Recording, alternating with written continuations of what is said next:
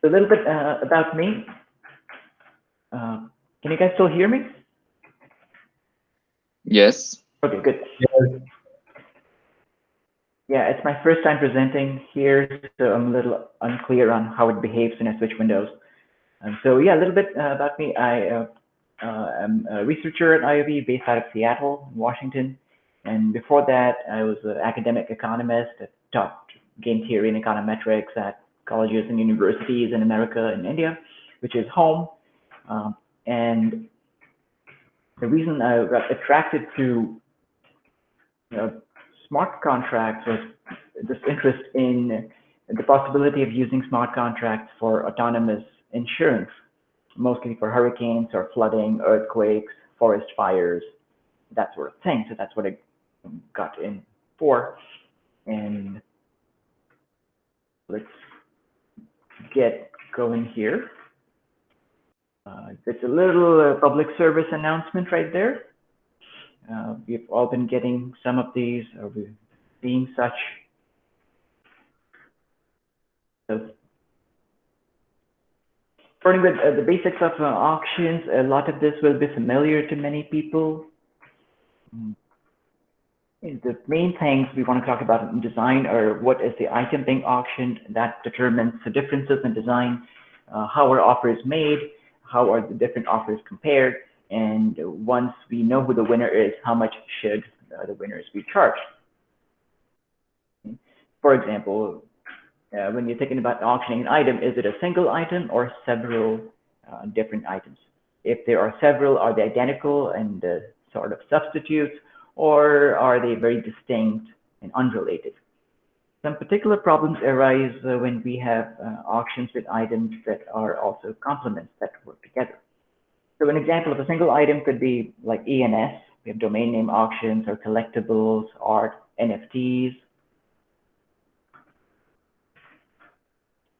Identical items that show up often are exchanges or initial coin offerings, or a limited edition of NFTs, and something that is closer to what we do in the space, that's competing transactions competing for block space, which is a variant known as a knapsack auction.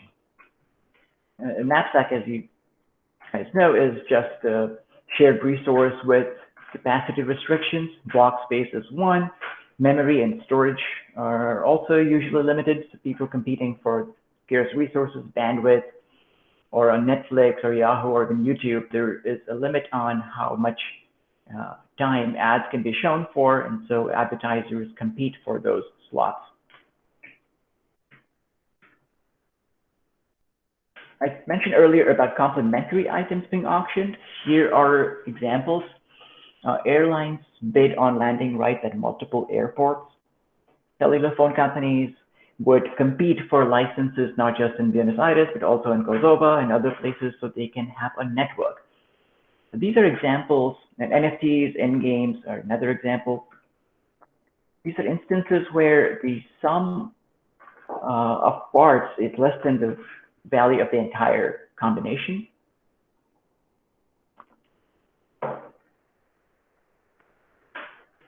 And what happens with complementarities is when someone is bidding, they have to bid individual amounts as well as their total bid for a combination.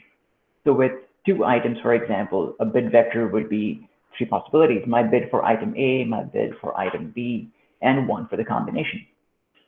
Clearly, this grows as the number of possibilities are increased. So the key thing I'd like to point out here is it becomes a combinatorial problem even to determine who has won the auction when there are multiple items that have values that enhance each other's values. So far, let me just stop to see if there are any questions so far about overall structure. Wait maybe 10 seconds.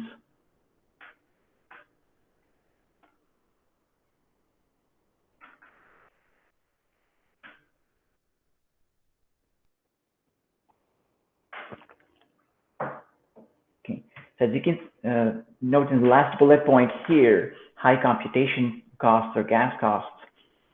And this can happen because of the combinatorial nature of the problem. So you don't want to run combinatorial auctions on the blockchain. Just continuing with basic design issues, I didn't see any questions so far. I'm trying to keep track of time here, 8 minutes in, so try to wrap up in a half hour. So other design issues are bits going to be open or sealed? The sealed bits are also called blind. And finally, the payments, which can come in a variety of forms. Two popular versions of payments are you bid in an auction, you are the highest bidder, so obviously you win the object, but then you have to pay whatever you bid, and that's a first price auction. Another common variant, which you see on eBay style auctions, is you place a limit on how much you want to bid, and the algorithm will automatically keep raising bids till the time is over. And in this case, the winner does not pay their own bid or their maximum bid. They end up paying a little bit more than what the second highest bid was. We call this a second price auction. We'll go through some examples in a bit. Other possibilities are securities like government bonds, and equity markets sometimes use a different rule in which the amount people pay is the highest bid that did not make it, or also called the highest market clearing bid. Some names this shows up in are called the uniform price auction or the Dutch auction. Other auctions that you would see, for example, you can search for Google of wireless headsets, and these are the sponsored results on top. The companies, whoever is selling these products is competing for the slots, and Google, Microsoft, Amazon go different ways about how they sell these slots. The pricing is based on click-through rates, but the payment for winners is different across companies. For example, Google uses something called a generalized second price auction, in which the highest bidder pays the second highest price, the second highest bidder pays the third highest, and so on and so forth until all slots are occupied. Facebook and Bing, that's Microsoft, they use a different payment rule that's called the VCG auction for Vickrey-Clark groups, and we will see a brief example of that later. It's a bit more complex than the generalized second price auction.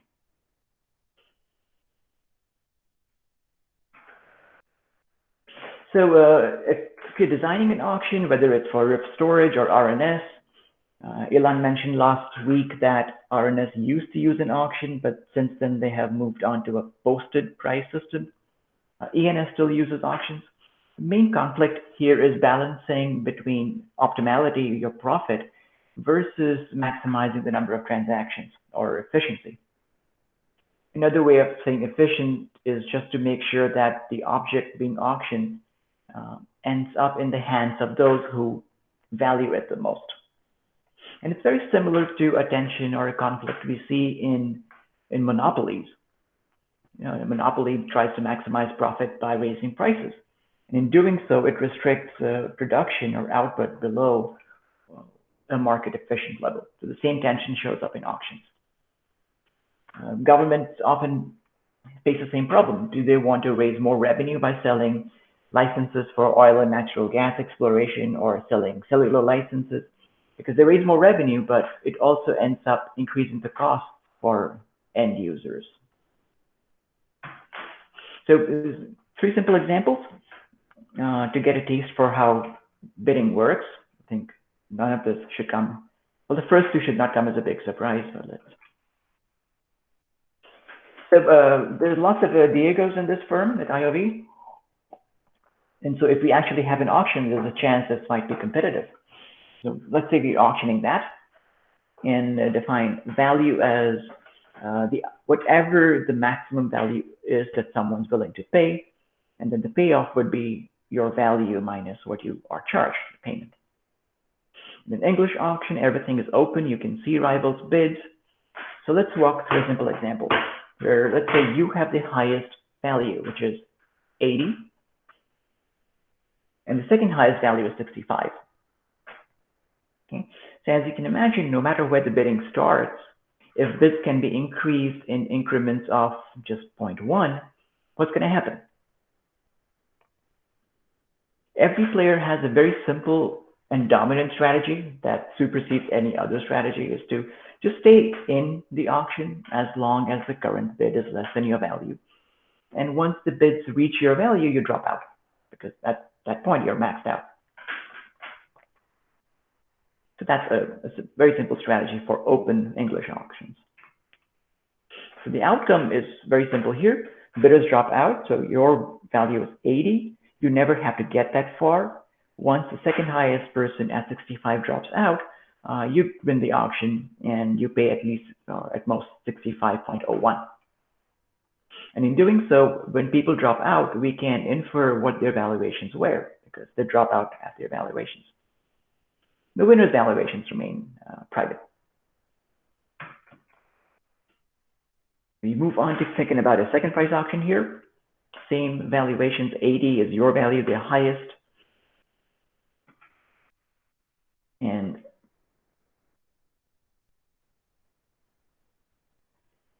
you will pay the second highest value if you win.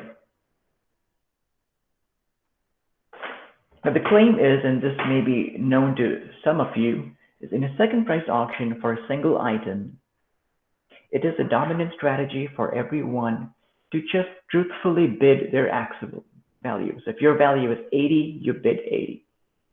There's no need to worry about strategizing here. And that's why these auctions are called incentive compatible or truth-telling auctions. So if you bid 80 and the second highest bid is 65, you still win the object, but you only pay 65, same as in the English auction. And how does this work? There are a few cases you can work through. Suppose you bid less than 80. If you are already winning the auction, your bid was more than 65, the rival's bid, then increasing your bid to 80 does not change anything. So you still get it at 65. So that's, if you're already winning and you're bidding less than 80, raise your bid to your maximum value.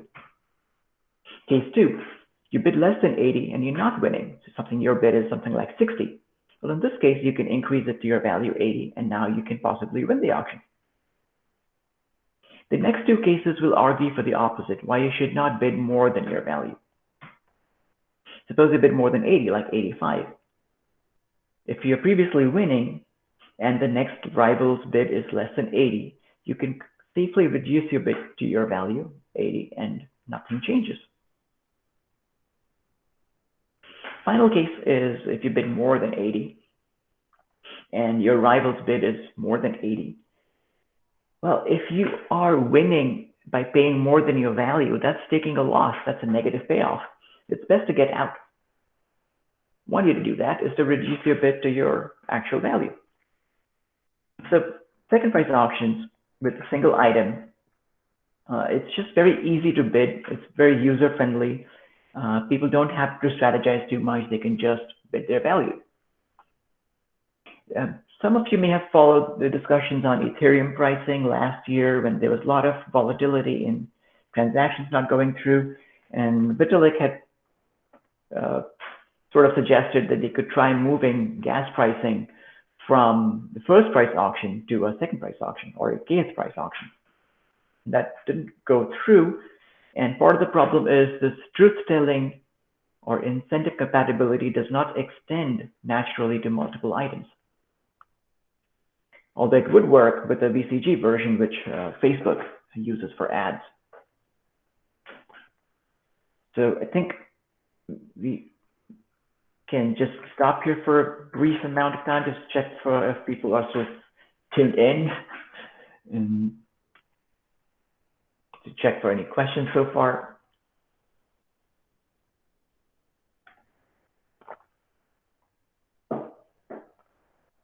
All right, to summarize, we've just gone through a simple example of, oh, okay, thanks, Nico.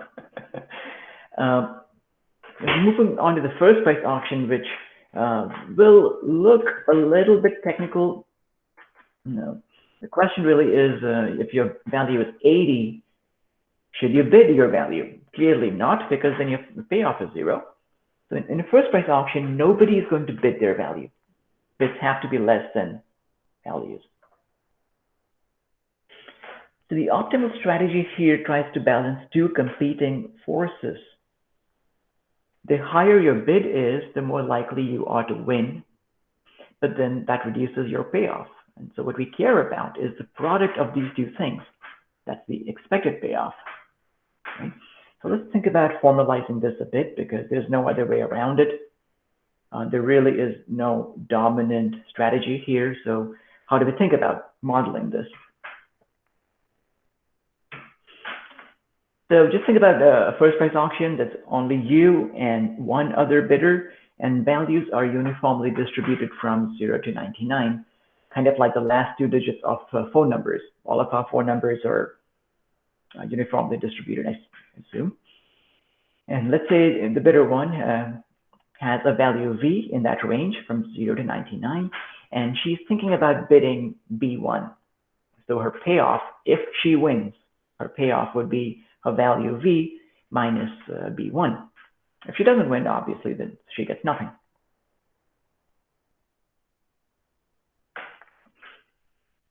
Bidder 2 also has some value Z between 0 and 99, and she's thinking about bidding B2. Now we have an expression here to sort of understand what bidder 1's expected profit is, or payoff is, from bidding B1. The first term here is the payoff conditional on winning, and the second is the probability of winning. And what we are going to do is make an assumption about bidder 2's strategy, and then work out an expression for the payoff. So we want to get rid of B2 here. Let's assume that bidder 2, the rival, is using a linear strategy. So they always bid some constant fraction alpha of their value. So if my value is 60 and my alpha is 1/3, my bid is just 20, 1/3 of 60. So alpha, we don't know what it is, but we assume that the bidder, our rival, is using a very simple strategy, a linear strategy. Well, this allows us to rewrite the B2 as alpha Z in the probability. So once we do that, the probability of winning the auction is alpha Z less than B1, and we move the alpha term to the right. So the probability is now just like under the uniform distribution. What's the chance that a random variable is less than B1 over 100 alpha? It's like saying your phone number ends at 65. That's the last two digits. What's the probability my phone number ends in the last two digits 65? Well, that's just 65%. You don't have to know my phone number, but just uniform distribution gives us the probability. So the first term is the payoff, and the second is the probability. And we can get rid of the probability term by just saying, hey, we can replace the probability by the fraction. And so now we have an expression that depends only on my bid. The rival's bid is captured through the probability. So from this point on, it's just differentiate this expectation with respect to B1 and set the derivative equal to 0. And that would maximize our expected payoff. So if we do that, we take the derivative, well, then we get a solution that says B1 is V over 2. And by symmetry, the rival's bid turns out to be alpha is 1/2. You can generalize this with more than 2 players and get something like the linear strategy is n minus 1 over n. But that only works with a uniform distribution. So this is an example, just to go back. This is how we would actually solve the first price auction. We didn't have to do any of this with a second price or an open auction because those had dominant strategies. But every time you have a first price auction, which is the case with transaction fees and gas prices when we make an offer, this would be a way to model it. We need to have expressions for payoffs, and we need to have expressions for probability of winning. What's the probability my transaction gets included by a miner in a block? But that's a lot of formalism, and it relies on knowledge of statistical distributions. something we didn't have to do with first, second price, and open auctions.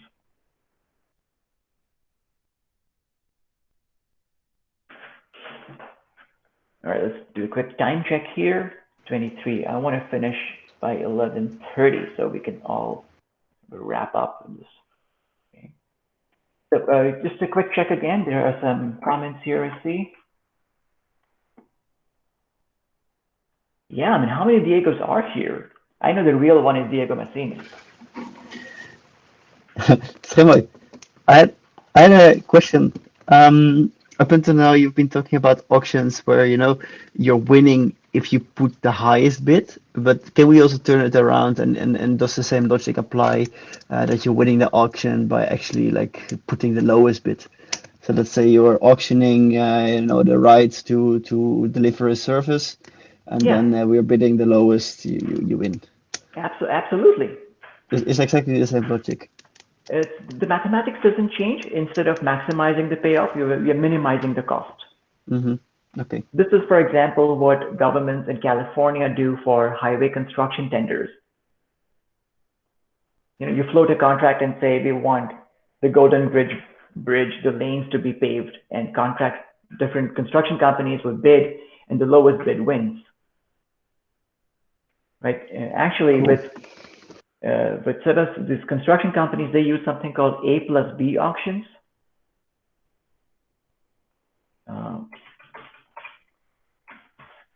Where, and yeah, and any kind of service, because for Rinke's comment on Swarm, you are competing not just on the memory, but also on bandwidth and the quality of service. So when you have these multiple vectors in the bid on Swarm, any service provider would compete on different elements, the price, the non-price, the quality, the reliability. And if you are doing a bid like that, you would also have to specify a scoring rule. How do you convert price and non-price, all of them into one unit? But yes, as Sebastian pointed out, those auctions would just be procurement auctions. They tend to be lowest price wins. But the mathematics is pretty much identical. You just convert, find an expectation for the payoff, and the first order condition happens to be typically a first order differential equation. And those, I don't know, but the government of Mexico will have to look at that. Auctions on the blockchain. Are they using RSK? I hope so. No, RSK doesn't have a presence in Mexico. But so to continue, the huge simplicity that we have with English and second price auctions, we don't have that with the most common auctions and tenders we see around us. And as a bidder, if you were in English or second price auction, you don't have to strategize. You can just bid your value. It's so simple. But how about the seller? There's a lot of economic theory that suggests even sellers don't have to care too much about the format if they're selling a single unit. We don't get into the details here, but there is a theorem, it's called the revenue equivalence principle, that says as long as you have a standard auction and people's valuations are independent, identically distributed, and bidders are risk neutral, lots of other conditions like that, it turns out all of these auctions, English, first price, second price, they all have the same revenue on average. They'll have different variances, but on average, they all give you the same revenue. And so that's the revenue equivalence principle, which only applies in certain specific conditions. So I'm still trying to finish here in 30 minutes looking unlikely. Let's move on to VCG. Without too much details, it's good to know about the Victory auction because it commonly shows up in discussions. The idea here is very simple. It is the extension of second price auctions, this idea that people don't have to strategize, they can just bid their value.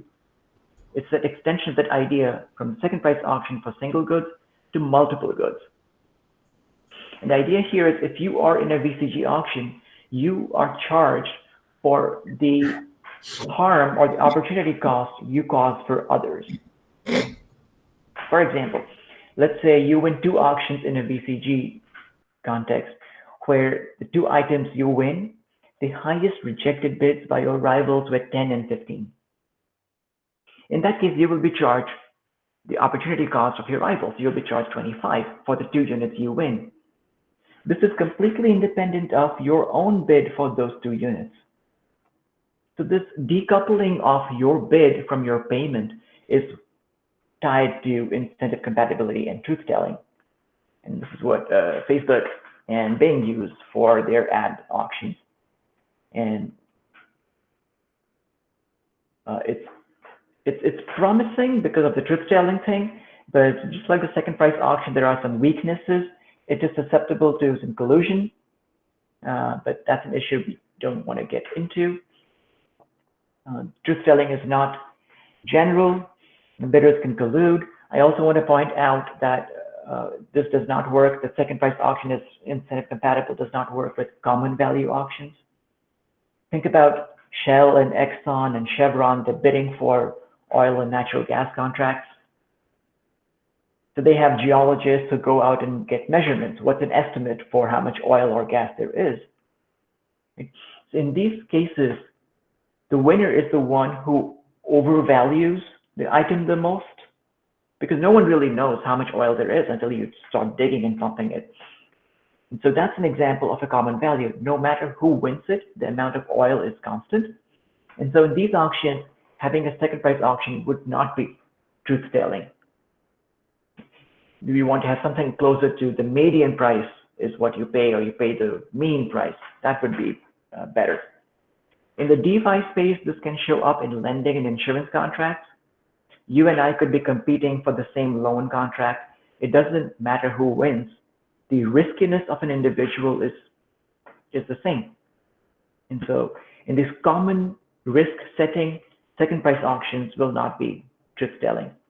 And revenue equivalence also does not hold. So I've exceeded my self-paced limit of 11:30. It's 11:30 in Seattle, not in Argentina. Let's skip this one. I'm trying to just go ahead and try to wrap things up. Okay. This just says it's a big field in computer science called algorithmic game theory, where Tim Rogarden is one of, for example, if you followed the Stanford blockchain conference from last month, this showed up in 2 or 3 of those conference papers. The idea here is people want to design auctions for blockchain that are incentive compatible and efficient, but they also run in polynomial time. And if this is getting a bit difficult, let me remind you that knapsack auction we talked about for blockchain space, or block space, knapsacks are NP hard. And so knapsack auctions are also pretty hard to solve computationally. Let's close in a minute here with a reminder of a strange auction that's called an all-pay auction. And these are situations where you bid, I bid, no matter who wins, all of us have to pay our bids. Let me just stop for a second here. Rinke, could you restate your question? I see a question here. What are reasons to go for first order auctions? I'm not sure what you mean by first order. Sorry, I meant first price auctions, but I think you already gave the answer. Like, for example, if there's a common goods that you might want to. No, actually, then you have a different auction. Maybe you can actually answer it. Like, Okay. in what situation do you want to go for the auction type where the winner is the highest bidder and he actually pays the highest bid? That's pretty much the most common type, right? So like transaction prices, how do transactions get added? Miners are picking the highest transaction fee. But when would you go for this transaction? Like, when is it efficient? In what type of situations does this yield the most efficient result? So in the private values setting, where your value for an object is independent of my value, in these settings, the highest bidder getting the object is always efficient. What can be different is the seller's profit. But in terms of efficiency, in the basic case, all of these different designs are efficient. there are problems with the second price. I think maybe we should do that offline. I just want to wrap this thing up, and then you and I can talk later. I just want to say one comment is Yes, that please. if you use first price auctions for transactions and transaction fees, then you are forced to resend the transaction with higher and higher gas prices, and that pollutes the network. Yeah? That increases the amount of information and traffic in the network. While if you use some kind of second price auction, then you shouldn't need to send more messages to the network. So that would be a benefit for second price auctions. So yeah, so that point is about converting a multi-round auction and all the overhead that comes with it into a one-round auction. And that would be an excellent way to do it. And I think Brendan posted something on Slack about the maker die problems that happened on March 12th, where the keepers who were supposed to watch the tokens and the collateral were not raising their gas prices. And someone realized that they could win all of the collateral by just bidding something close to zero. And they did that, they died that way. But coming back to... It's correct, that happened. Like people who can pay more gas, they won the bids for 0.00 ether or something like crazy. Yeah. For something, okay. So I read that. That's a very interesting post that Brendan shared, and there's a part 2 coming. I'm looking forward to that analysis. But yeah, so send repeating messages, multiple rounds of auctions, and when you have multi-round auctions, usually the person would also want to reveal some statistics about what has changed between rounds. Otherwise, if you don't learn anything, what's the point of having many rounds? Of course, as Sergio just pointed out, if your transactions are not going through, then you know you have to increase your bids. And to close with this strange auction, all pay auctions, these are auctions where the highest bidder wins, all bidders pay their bids. It's quite unusual, but you will see it's not as unusual as it seems initially. It's related to the war of attrition games, and it's first pointed out by evolution biologist Maynard Smith. And we see this in animals jousting for mating rights, fighting for mating rights, political campaigns. These are not really the winner is the one with the highest political fund, but it's more probabilistic. And that's why there's a lot of, in many countries, including the US, there's talks of campaign finance reforms, because we constantly see money being poured from corporations. And so, but that's an example of an all-pay auction where everyone, whatever the fund is, it's gone. There's only one winner. And since all of us are in this space, we know where this is going. And another example of a probabilistic all-pay auction is proof of work mining. All the miners compete. They're competing with their hash power and the energy costs. And probabilistically, the winner is the one with the most hash power. And everyone who doesn't get a block still loses their bid. So I think this is a good place to stop. It's almost 35 minutes in, and just take any final comments or questions.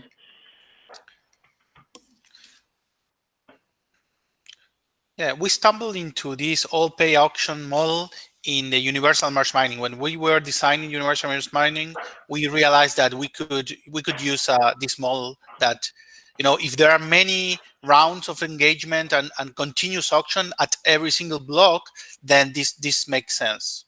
Yeah, interesting. Yeah, and I think since there were references there to Vickrey auction or variants of Vickrey being used there. Any other comments here, I think? Yeah, I just wanted to thank you and want to tell you that this was super applicable, I think, at least to what we are developing on top of Swarm. So yeah, thanks for that, and hope to follow up on it.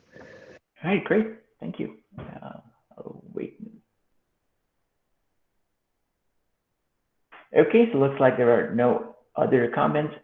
everyone is, no matter where we are sort of in lockdown mode now. So everyone, please take care. Folks in Argentina have a long weekend coming, but they can't go anywhere.